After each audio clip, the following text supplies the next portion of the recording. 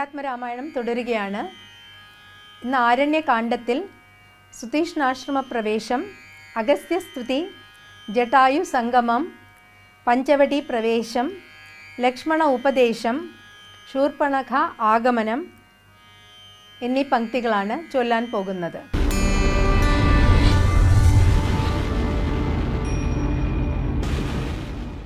രാഘവനരജൻ തന്നോടും സീതയോടും ആഗതനായിതെന്നു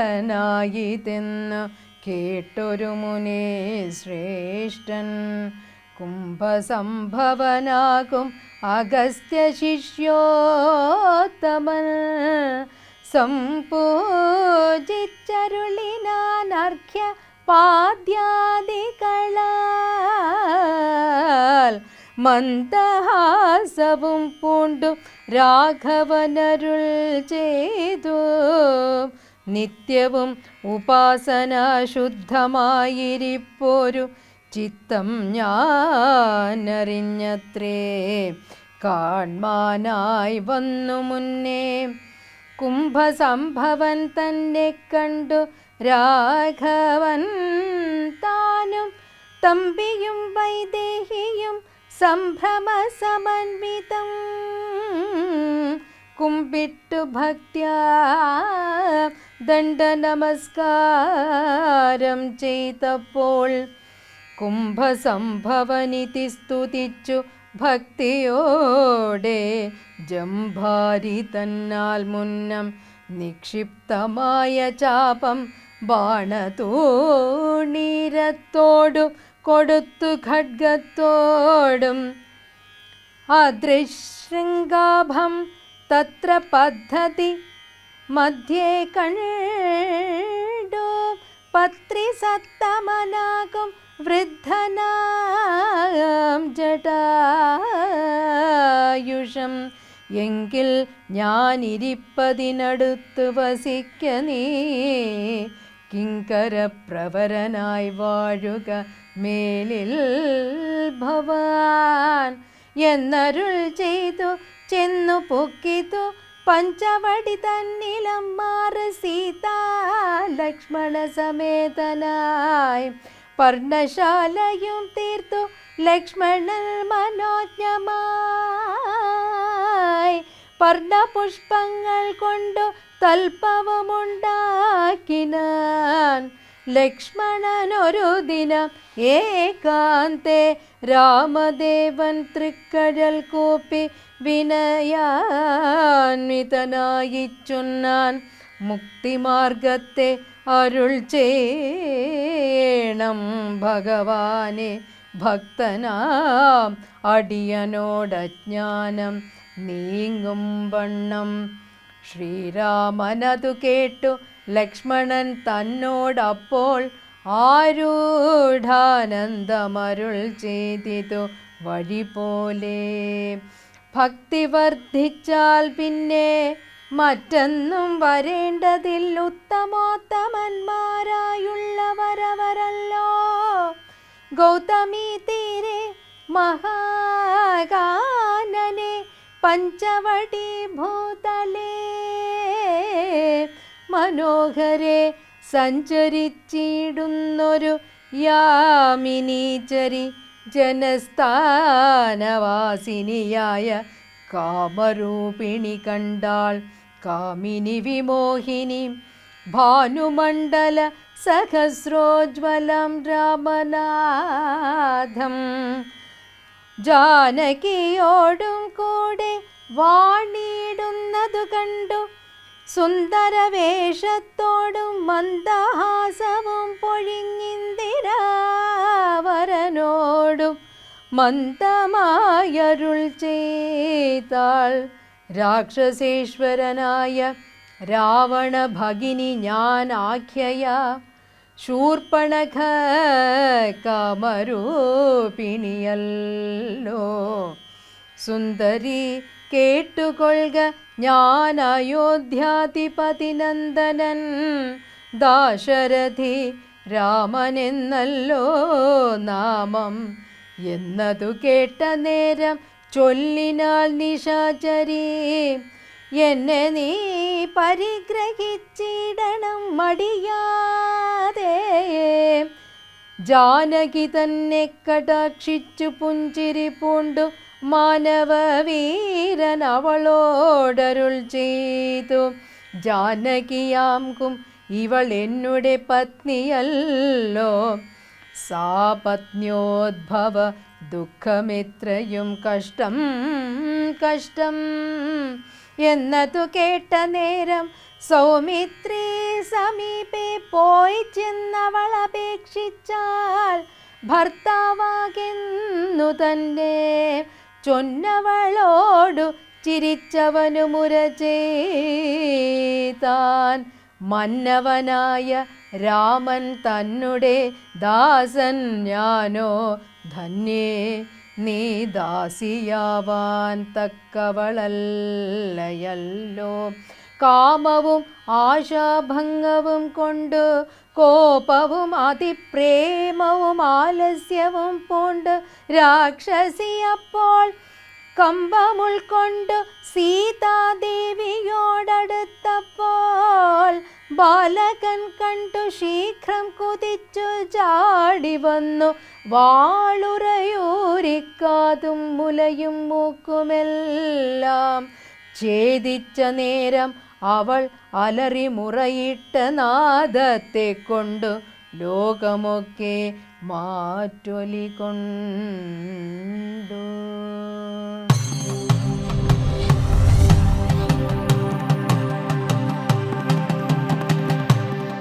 പ്രിയ സജ്ജനങ്ങൾക്ക് ഏവർക്കും രാമായണ മാസത്തിലേക്ക് സ്വാഗതം.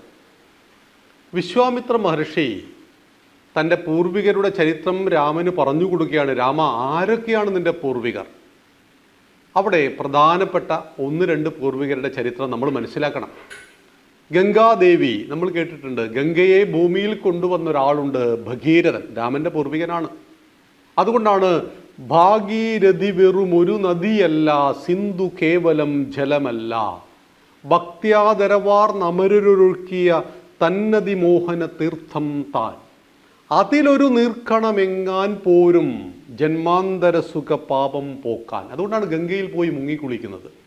ത്രിവേണി സംഗമത്തിൽ പ്രയാഗ്രാജിൽ മുങ്ങിക്കുളിക്കാൻ 66 കോടി ആളുകൾ വന്നു അല്ലേ മഹാകുംഭമേളയിൽ. കേവലം ഒരു നദിയിൽ മുങ്ങിക്കുളിക്കാനല്ല, നമ്മുടെ വിശ്വാസങ്ങളിൽ മുങ്ങിക്കുളിക്കാനാണ് ആ വരുന്നത്. ഹിമാലയം മുതൽ കന്യാകുമാരി വരെ, കച്ച് മുതൽ കാമരൂപം വരെയുള്ള ഈ ഭാരതത്തെയും ഭാരതത്തെ ലോകഗുരുവായി സങ്കല്പിച്ച ഈ ലോകത്തിലെ 200ഓളം രാജ്യങ്ങളിൽ നിന്നും ആളുകൾ വന്നിട്ട് മുങ്ങിക്കുളിക്കുവാൻ തയ്യാറാകുന്നു. എവിടെ? പ്രയാഗ്രാജിൽ. 45 കോടി ആളുകളെ പ്രതീക്ഷിച്ച ത്രിവേണി സംഗമത്തിൽ അല്ലെങ്കിൽ മഹാകുംഭമേളയിൽ പങ്കെടുത്തത് 66 കോടി ആളുകളാണ്. യൂറോപ്പ് രാജ്യങ്ങളുടെ മൊത്തം ജനസംഖ്യയേക്കാൾ കൂടുതൽ ആളുകൾ ഒരു നദിയിൽ വന്ന് മുങ്ങിപ്പോയി എന്ന് പറഞ്ഞാൽ ഈ നദിയെ നമ്മൾ എങ്ങനെ കാണുന്നു, ഭാവന എങ്ങനെയാണ്, ഭാവാത്മകമായ കാഴ്ചപ്പാട് എങ്ങനെയാണ്, അതാണ് പ്രധാനം. സ്വർണത്തിന് പല രൂപങ്ങളുണ്ട്, അതിലൊന്നല്ലല്ലോ താലി. സീമന്തരേഖയിൽ സിന്ദൂരം തൊടുമ്പോൾ ഒരു പ്രതീകമാണ്. പാർട്ടിക്കാർക്ക് കൊടിയൊരു പ്രതീകമാണ്. ദേശീയ പതാക 3 നിറത്തിലുള്ള ജീവനില്ലാത്ത തുണികളാണ്, അതുകൊണ്ടൊരു പ്രതീകമാണ്. അമ്പലങ്ങളിലെ ദൈവങ്ങളെ വിഗ്രഹങ്ങൾ ഇന്ന് ഹിന്ദുക്കൾ വിളിക്കുന്നു, വിശേഷേണ ഗ്രാഹ്യതീതി വിഗ്രഹ. പക്ഷെ ഹിന്ദുക്കളോട് മാത്രമാണ് ചോദ്യം, നിങ്ങളുടെ ദൈവം കല്ലല്ലേ? ജീവനില്ലാത്ത കൊടിയിലൂടെ കമ്മ്യൂണിസ്റ്റുകാരൻ അവൻ്റെ വിപ്ലവത്തെ കാണുന്നു. ജീവനില്ലാത്ത 3 കഷ്ണം തുണിയെ ദേശീയ പതാകയാക്കി മാറ്റുമ്പോൾ നമ്മുടെ നാടിൻ്റെ ദേശീയതയുടെ പ്രതീകമായിട്ട് നമ്മൾ കണക്കാക്കുന്നു എങ്കിൽ വിഗ്രഹാരാധന എന്തെന്ന് ആദ്യം അറിയണം. ഞാൻ പറഞ്ഞു വന്നത്, ഗംഗയെ ഭൂമിയിൽ കൊണ്ടുവന്ന ഭഗീരഥൻ, സഗരൻ എന്ന രാമൻ്റെ പൂർവികന് 60,000 മക്കളുണ്ടായിരുന്നു എന്നാണ് സങ്കല്പം. ഈ 60,000 മക്കളിൽ പലരും വിശേഷ ബുദ്ധി ഇല്ലാത്തവരായിരുന്നു. അങ്ങനെ സഗരൻ അശ്വമേധയാഗം നടത്തി. ഒരു കുതിരയുടെ നെറ്റിയിൽ ഇത് സഗരൻ്റെ കുതിരയാണ്, ഇതിലൂടെ കടന്നു പോകുന്നുവോ ആ രാജ്യങ്ങളെല്ലാം എനിക്ക് കപ്പം തരണം, അതായത് എന്നെ അംഗീകരിക്കണം, അല്ലാത്തവർ എന്നെ യുദ്ധം ചെയ്ത് തോൽപ്പിക്കണം. സഗരൻ്റെ കുതിരയെ ആരും തൊട്ടില്ല. ഭൂമി മുഴുവൻ കീഴ്പ്പെടുത്തിയ കുതിര പാതാള ലോകത്തെത്തി. പാതാള ലോകത്തെത്തിയപ്പോൾ കപിലമുനിയുടെ ആശ്രമത്തിൽ ചെന്ന് ബഹളം ഉണ്ടാക്കി. മുനി കണ്ണു തുറന്നു നോക്കി, ഇതൊന്നും വായിക്കാനൊന്നും മുനി നിന്നില്ല. മുനി കുതിരയെ കെട്ടി അവിടെ ഇട്ടു. കുതിരയെ കാണാതെ മക്കളും സഗരനും നാട് മുഴുവൻ അലഞ്ഞു.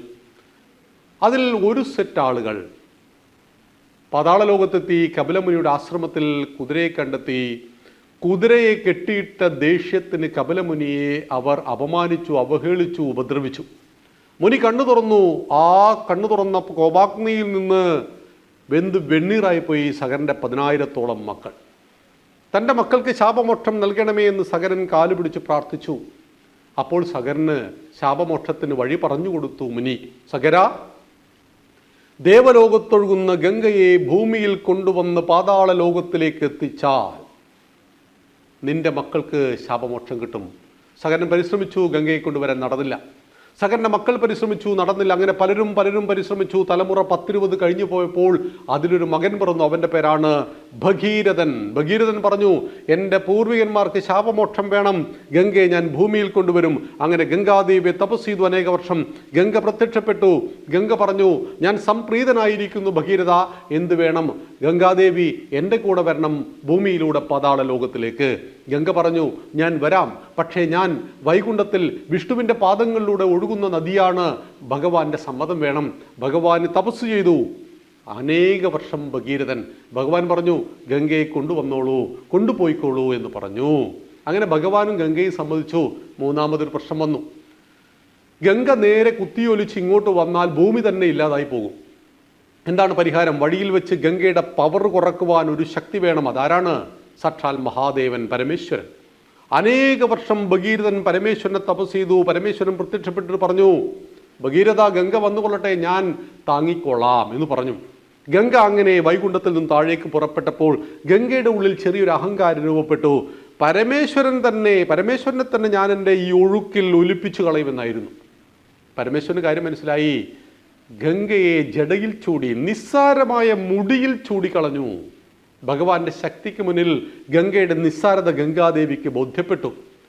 ഭഗീരഥൻ നോക്കുമ്പോൾ ഗംഗ പുറപ്പെട്ടു, പക്ഷേ ഭൂമിയിലേക്ക് വന്നിട്ടില്ല. വീണ്ടും ഭഗവാൻ ധ്യാനത്തിലേക്ക് പോയപ്പോൾ ഭഗവാന് തപസ് ചെയ്തു അനേക വർഷങ്ങൾ. ഭഗവാൻ ഗംഗയെ മുടിയിൽ നിന്ന് കുറേശ്ശെ തുറന്നു വിട്ടു. ഗംഗ ഗംഗോത്രിയിൽ വന്നു പതിച്ചു. ഹിന്ദുക്കൾ ഇന്നും കാണാൻ പോകുന്ന പുണ്യസ്ഥലമാണ് ഹിമാലയത്തിലെ ഗംഗോത്രി. ആ ഗംഗോത്രിയിൽ നിന്ന് ഉത്ഭവിച്ച ഗംഗ ഒഴുകാൻ തുടങ്ങിയപ്പോൾ ജന്മ മഹർഷിയുടെ ആശ്രമത്തെ മുക്കിക്കളഞ്ഞു. തപസ് ചെയ്യുന്ന മഹർഷി കോപാകുലനായി. മഹർഷി ഗംഗയെ കുടിച്ചു പറ്റിച്ചു. ഇപ്പോൾ ഗംഗ കിടക്കുന്ന മഹർഷിയുടെ വയറ്റിലാണ്. അനേക വർഷങ്ങൾ ഭഗീരഥൻ ജന്മ മഹർഷിയെ തപസ് ചെയ്തു. അങ്ങനെ ജന്മ മഹർഷി തൻ്റെ ചെവിയിലൂടെ ഗംഗയെ പുറത്തേക്ക് വിട്ടു. അങ്ങനെ ഗംഗയ്ക്ക് ജാഹ്നവി എന്ന പേര് കൂടി ഉണ്ടായി. ഒഴുകി ഭൂമിയിൽ നിന്നൊഴുകി പാതാള ലോകത്ത് തൻ്റെ പൂർവികന്മാർ മരിച്ചു കിടക്കുന്ന ഭസ്മത്തിലേക്ക്, ആ വെണ്ണീറിലേക്ക് ഗംഗാനദി പ്രവഹിക്കുകയും തൻ്റെ പൂർവികർക്ക് മോക്ഷം കിട്ടുകയും ചെയ്തു. അതുകൊണ്ട് ലോകത്തിലെ ഏറ്റവും വലിയ ഇസ്ലാമിക രാജ്യമായ ഇന്തോനേഷ്യയുടെ ദേശീയ പുരുഷൻ ശ്രീരാമനാണ്. ഒപ്പം അവരുടെ ട്രാൻസ്പോർട്ടേഷൻ്റെ പേര് ഭഗീരഥ ട്രാൻസ്പോർട്ട് എന്നാണ്. അവർ പറയുന്നു, ഞങ്ങളുടെ മതം ഇസ്ലാമാണ്, ഞങ്ങൾ 5 നേരം നിസ്കരിക്കുകയൊക്കെ ചെയ്യും, പക്ഷേ ഞങ്ങളുടെ മാതൃക ഞങ്ങൾക്ക് രാമനാണ്. ഞങ്ങളുടെ ബാങ്കിൻ്റെ പേര് കുബേര എന്നാണ്. അവിടെയുള്ള മനുഷ്യൻ്റെ പേര് അറബി പേരുകളല്ല. സുഹൃത, സുകർണ, കഴിഞ്ഞ ലേഡി പ്രസിഡന്റ് പേര് മേഘാവതി സുകർണോ പുത്രി എന്നായിരുന്നു. സംസ്കാരത്തെയും മതത്തെയും കൂട്ടിക്കുഴക്കരുത് എന്ന് ലോകത്തിലെ ഏറ്റവും വലിയ ഇസ്ലാമിക രാജ്യം നമ്മെ പഠിപ്പിക്കുമ്പോഴാണ് മതത്തിൻ്റെ പേരിൽ ഹലാൽ ഹോട്ടലുകളൊക്കെ നിറഞ്ഞ് അങ്ങനെയുള്ള ചർച്ചകളൊക്കെ നടക്കുന്ന കേരളത്തിൽ ഇന്തോനേഷ്യയെ മാതൃകയാക്കുവാനെങ്കിലും കഴിഞ്ഞിരുന്നു എങ്കിൽ എന്ന് നാം ആഗ്രഹിച്ച് പോവുകയാണ്. അങ്ങനെ തൻ്റെ പൂർവികരെക്കുറിച്ച് പഠിപ്പിക്കുകയാണ്. അതിൽ മറ്റൊരാളാണ് ത്രിശങ്കു. സത്യവ്രതൻ. ജനിച്ചപ്പോൾ കുറച്ച് ബാല്യകാലത്തിൽ കാട്ടിൽ പെട്ടുപോയി. രാജകുമാരനാണ്. കാട്ടാളന്മാരുടെ കൂടെ ജീവിച്ചു. കൊള്ളസംഘത്തിനൊപ്പമൊക്കെ ആയിരുന്നു. അങ്ങനെ ജീവിച്ചു വലുതായി അരോഗദൃഢഗാത്രനായി തീർന്ന ആ ത്രിശങ്കു മൃഗങ്ങളെ വേട്ടയാടി പിടിക്കുമായിരുന്നു. ഈ കാലഘട്ടത്തിൽ ആ നാട്ടിൽ എല്ലായിടത്തും വരൾച്ച ബാധിച്ചു, എല്ലാം നശിച്ചു പോയി. വിശ്വാമിത്ര മഹർഷി തപസ്സിന് പോയിരിക്കുകയാണ്. അദ്ദേഹത്തിൻ്റെ ഭാര്യയും മക്കളും പട്ടിണിയിലായി.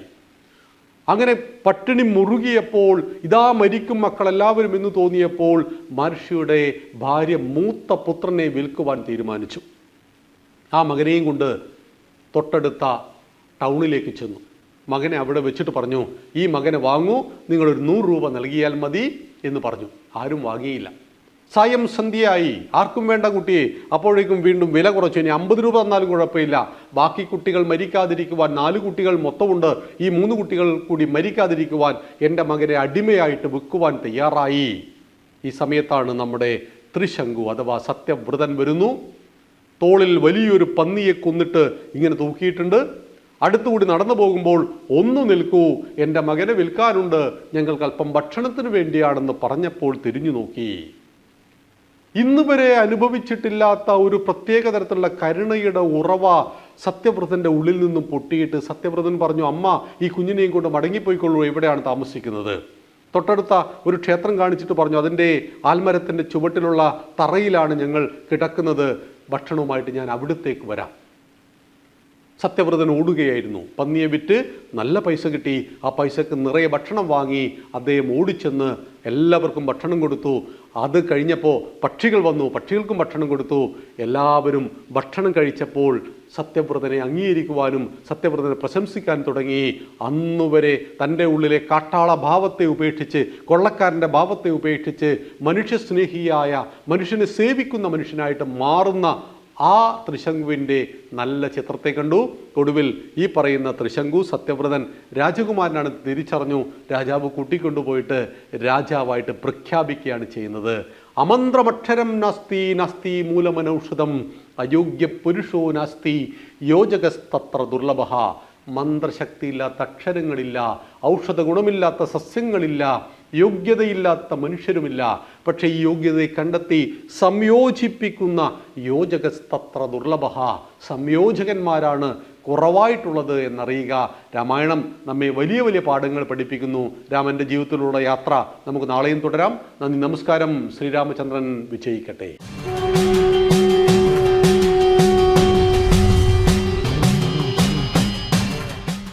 നമസ്തേ.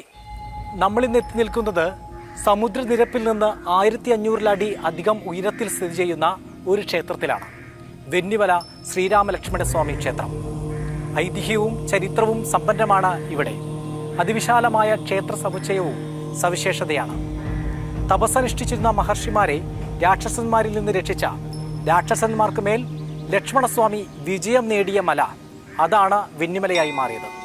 ഈ ക്ഷേത്രത്തിൻ്റെ വിശേഷങ്ങളാണ് ഇന്ന്.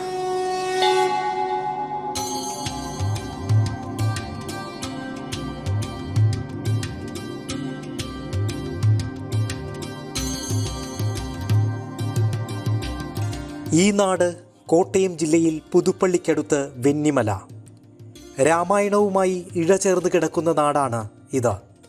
പണ്ട് ഘോരവനമായിരുന്ന ഇവിടെ കപില മഹർഷിയടക്കമുള്ള പല പുണ്യ ഋഷീശ്വരന്മാരും തപസ്സനുഷ്ഠിച്ചിരുന്നു. എന്നാൽ രാക്ഷസന്മാർ അവർക്ക് ധാരാളം ഉപദ്രവങ്ങളും ഉണ്ടാക്കി. ആ സമയത്താണ് സീതാന്വേഷണത്തിനായി ശ്രീരാമലക്ഷ്മണന്മാർ ഇതുവഴി കടന്നുപോയത്. രാക്ഷസന്മാരെ വകവരുത്താനായി ശ്രീരാമൻ അനുജനെ പറഞ്ഞുവിട്ടു. ലക്ഷ്മണൻ അവരെയെല്ലാം വകവരുത്തി. മുനിമാർ അദ്ദേഹത്തോട് നന്ദി പറഞ്ഞു.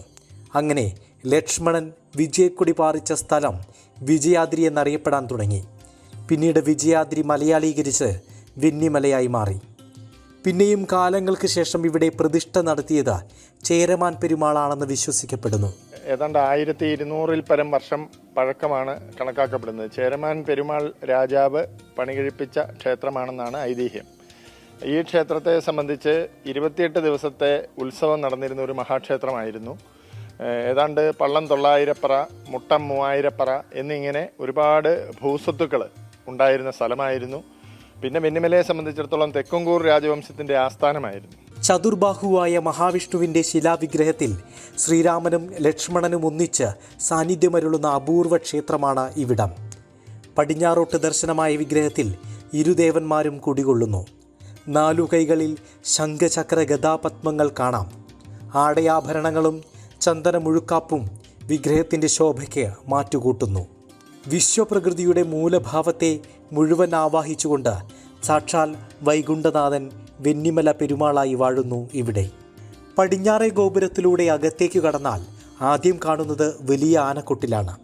സാമാന്യം വലുപ്പമുള്ള ഈ ആനക്കൊട്ടിലിൽ ഏകദേശം 6 ആനകളെ എഴുന്നള്ളിക്കാം. ഇതിനപ്പുറം 2 ചെമ്പ് കൊടിമരങ്ങൾ കാണാം.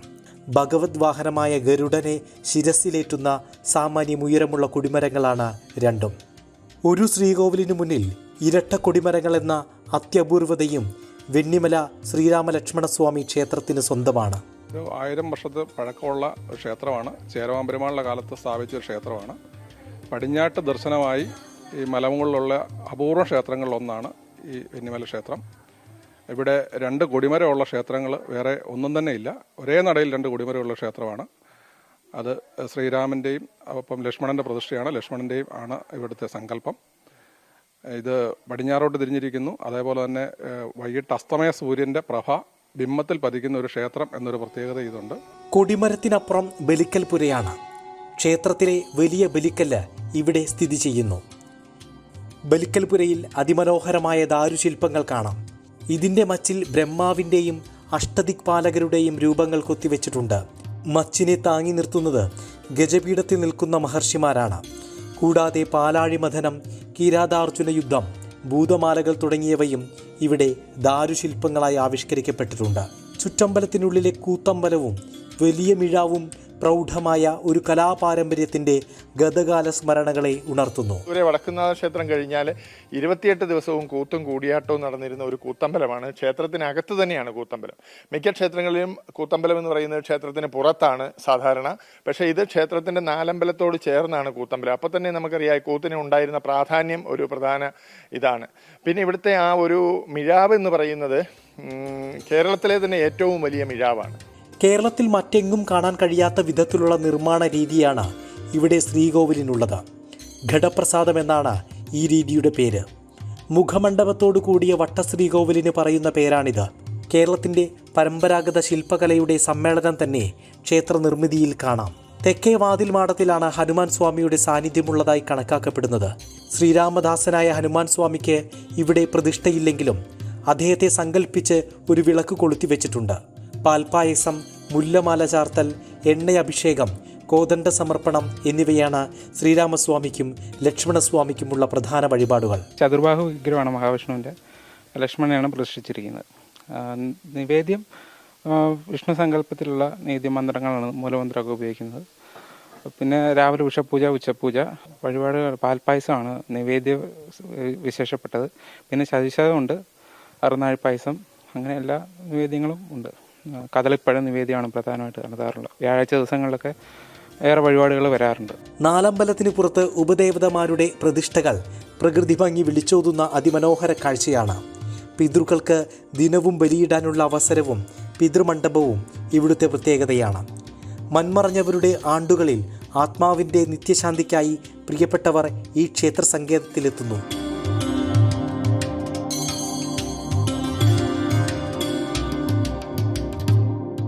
ഞങ്ങളൊരു 15 വർഷമായിട്ട് വരുന്നുണ്ട്. അപ്പോൾ അച്ഛൻ്റെ അമ്മയുടെ മരണശേഷം അവരെ ഇവിടെ കൊണ്ടിരുത്തുന്ന ഒരു ആചാരം ഉണ്ടല്ലോ. അപ്പോൾ അതങ്ങനെ നോക്കിയപ്പോഴത്തേക്കിന് അവർ കണ്ട് കുറേ ആത്മാവിനിവിടെ ഇരുന്ന് കൊള്ളാനായിട്ട് താല്പര്യമുണ്ടെന്ന് അങ്ങനെ വിശ്വാസപ്രകാരം ജ്യോതിഷൻ പറഞ്ഞ് അങ്ങനെ ഇവിടെ കൊണ്ട് ഇരുത്തിയിരിക്കും. ഞങ്ങൾ ആണ്ടിൽ ഒന്നേ വരുള്ളൂ.